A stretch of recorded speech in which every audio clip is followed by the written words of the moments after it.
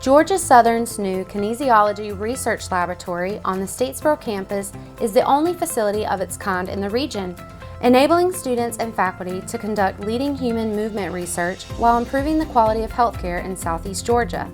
In the biomechanics labs, you'll monitor university athletes at risk for concussion and help them recover. You'll conduct important gait research, monitoring changes in gait over long-distance runs, as well as the effects of different athletic shoe types on gait mechanics. In the Human Performance Lab, you'll conduct tactical assessments on firefighters and law enforcement, helping them avoid injury.